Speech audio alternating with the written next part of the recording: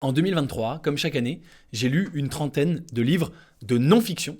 Et dans cette vidéo, j'ai compilé la liste de mes livres préférés, lus l'année dernière, pour te les partager, que tu puisses les lire cette année. J'ai donc 3 catégories de livres. La première catégorie, la catégorie la plus importante, c'est la catégorie investissement. C'est probablement celle qui t'intéresse.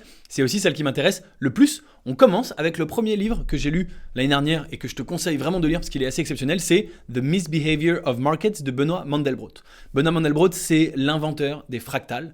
Et dans son livre sur les marchés, c'est pas un livre de mathématiques, c'est vraiment un livre de finance. Eh bien, il explique comment on peut appliquer ce qu'il a découvert sur les fractales au marché financier et notamment à la bourse. C'est extrêmement intéressant puisqu'il explique des notions que on connaît tous plus ou moins de manière un peu abstraite, qu'il explique très concrètement, notamment la volatilité extrême des marchés et pourquoi la plupart des modèles qui sont utilisés encore aujourd'hui par les plus grandes entreprises pour établir leurs risques, pourquoi ces modèles sont complètement faux et sous-estiment les pics de volatilité au moment d'une hausse et surtout au moment d'un crack.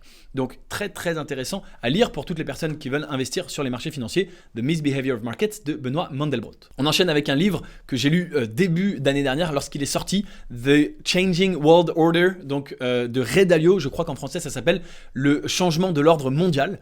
Il me semble que la traduction française n'est pas encore sortie, mais c'est un bouquin phénoménal pour comprendre ce qui se passe en ce moment. Ça parle des grandes civilisations, donc en remontant sur à peu près 2000 ans, la grande civilisation chinoise, la grande civilisation hollandaise, la grande civilisation européenne et anglaise. Et qu'est-ce qui a fait que ces civilisations ont grandi pour avoir une position dominante sur le monde et qu'est-ce qui a fait aussi, surtout après, qu'elles ont décliné jusqu'à ne plus avoir une très grande importance au niveau mondial. Aujourd'hui, l'empire hollandais n'a pas une très grande importance au niveau mondial. Et pourquoi ? Et donc, il explique qu'aujourd'hui, la civilisation dominante, c'est évidemment les Américains. Comment ils en sont arrivés là et quels sont les risques pour eux, quels sont les risques de déclin et qui pourraient les remplacer. Et bien sûr, on pense notamment à la Chine. Et donc, il explique où on en est aujourd'hui et qu'est-ce que les États-Unis peuvent faire s'ils veulent conserver leur position dominante. Donc, pour comprendre le monde d'aujourd'hui, avec un tout petit peu de géopolitique, mais surtout de l'économie, et savoir où on va demain. Hyper important. Ray Dalio, je l'ai souvent recommandé sur cette chaîne YouTube. J'ai lu, je crois, à peu près tout ce qu'il a publié. Donc, extrêmement intéressant comme bouquin pour comprendre. Ça vaut vraiment le coup de le lire, même si c'est qu'en anglais, assez intéressant. Troisième livre que je te recommande de lire cette année. Alors, on change complètement de sujet. C'est Die with Zero de Bill Perkins. À nouveau, ça n'existe pas en français malheureusement, mais ce bouquin m'a complètement retourné le cerveau. Die with Zero, c'est meurt avec zéro. Et donc, le principe du bouquin, c'est de dire, il faut que ton compte bancaire soit à zéro le jour de ta mort. Alors, évidemment, on ne sait pas quel va être le jour de notre mort, mais il explique tout un tas de techniques pour essayer de s'en approcher. Et il parle de tous les sujets, par exemple, oui, mais si je voudrais laisser de l'argent à mes enfants, etc. Tout ça, c'est évoqué dans le bouquin. Et je trouve ça très intéressant. Il explique que mourir avec de l'argent encore sur son compte bancaire, c'est inutile pour 2 raisons. Premièrement, une fois que tu es mort, tu vas pas t'en servir, ça c'est assez évident. Mais deuxièmement, le temps de ta vie que tu as passé à travailler pour gagner cet argent, que finalement tu ne vas pas utiliser, c'est du temps perdu où tu aurais pu faire autre chose, que ce soit te détendre ou être avec tes proches, ta famille, ou même faire du bien à l'humanité, de l'associatif, etc. Donc j'ai trouvé ce bouquin formidable, ça a pas mal changé ma relation que j'ai avec l'argent. En étant dans l'investissement, on se dit il faut garder au maximum de l'argent, l'économiser pour l'investir au maximum et à l'infini jusqu'à il n'y a pas vraiment de limite.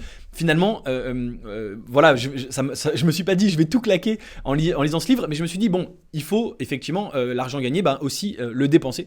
Et j'ai trouvé ce bouquin vraiment très intéressant. Je l'ai offert à 2-3 personnes et je trouve qu'il est hyper intéressant. Donc Die with Zero de Bill Perkins. Enfin, 4e livre sur la catégorie investissement, en tout cas moi je le range dans la catégorie investissement, c'est La saga des Rockefeller de Tristan Gaston Breton. Donc un bouquin qui retrace l'histoire de tous les Rockefeller depuis le premier Rockefeller qu'on appelle Rockefeller senior jusqu'à aujourd'hui en 2024, les Rockefeller présents dans le monde actuel. Alors je dis en 2024, le bouquin il date de 2022 ou 2023, donc jusqu'au moment où ça a été écrit. J'ai trouvé ça fascinant de comprendre comment le premier Rockefeller avait construit sa fortune. On connaît tous Rockefeller, bien sûr, mais vraiment d'entrer dans les détails de comment il avait fait sa fortune. Et notamment, tout le monde dit Rockefeller, il a fait sa fortune dans le pétrole. En fait, c'est pas tout à fait vrai. Il a fait sa fortune dans les raffineries qui traitaient le pétrole. Donc c'est ce que je dis souvent aux membres de mon club Léonis en disant il faut investir dans les vendeurs de pioches. et pas dans les gens qui cherchent l'or.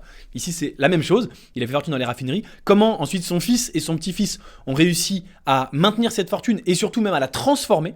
Et donc, j'ai trouvé ça très instructif sur la création d'une fortune et sa gestion, sa transmission. Non pas que j'ai une grosse fortune à transmettre, encore, j'espère qu'un jour ça viendra, mais sur comment de génération en génération on développe effectivement une fortune en se renouvelant avec son époque, etc.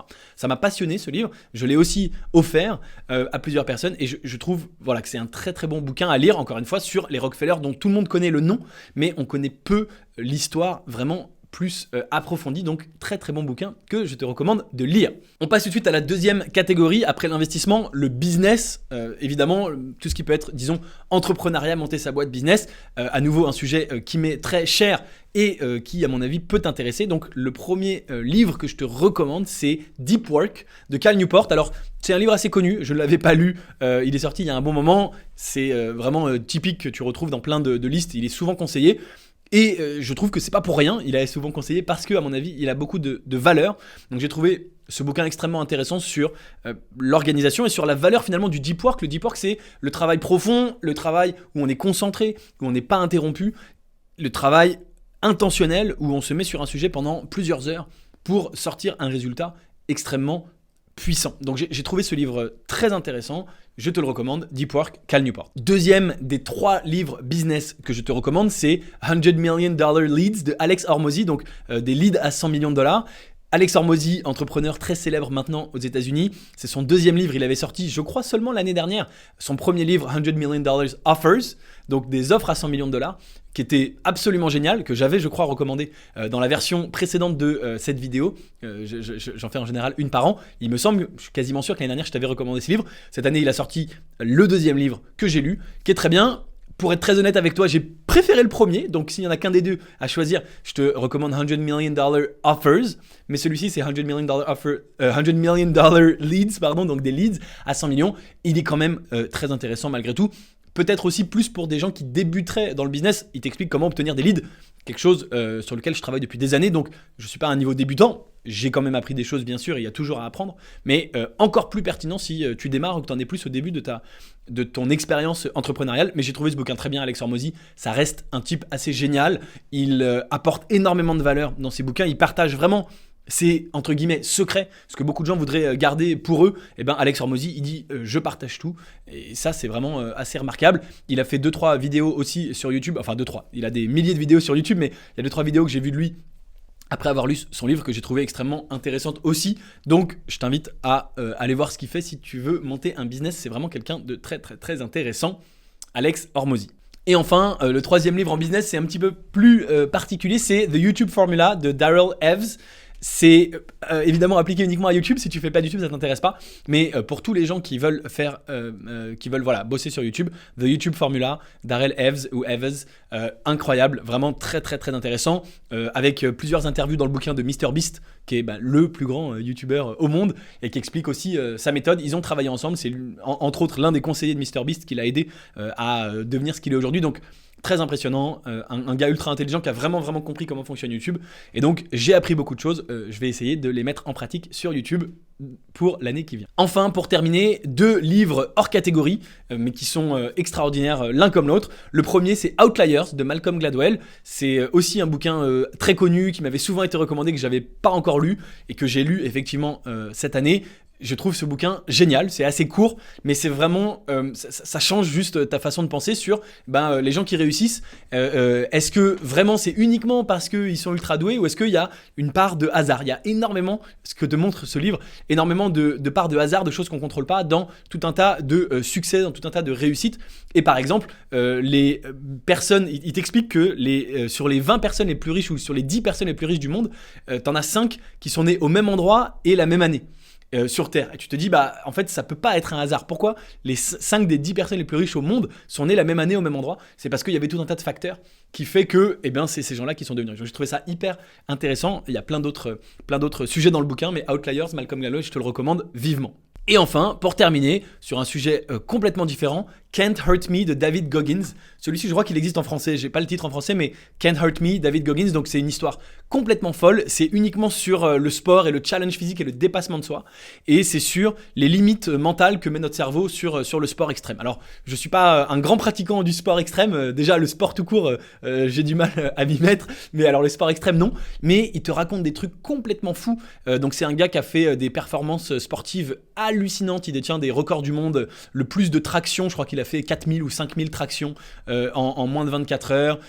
Il a couru 500 km sans s'arrêter. Des trucs de malades mentaux, des trucs complètement dingues.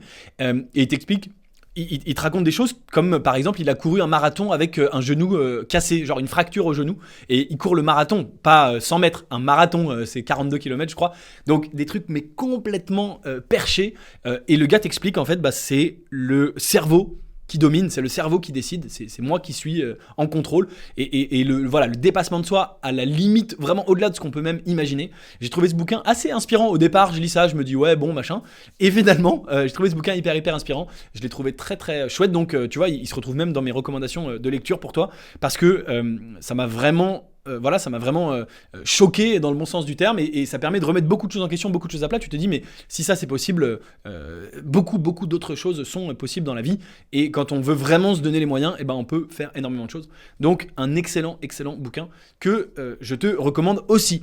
Voilà pour mes recommandations pour toi à lire dans l'année qui vient. N'hésite pas en retour à me proposer toi aussi des recommandations en commentaire de cette vidéo. Chaque année, il y a des gens qui me recommandent des livres en commentaire et que je lis, et donc qui finalement peuvent se retrouver dans la vidéo de l'année prochaine. Donc merci d'avance, tu veux bien me partager tes livres préférés du moment. Et puis bien sûr, abonne-toi pour ne rater aucune des prochaines vidéos. Je reviens très vite avec d'autres vidéos sur l'investissement dans les startups comme d'habitude. Je te dis à très bientôt. Ciao.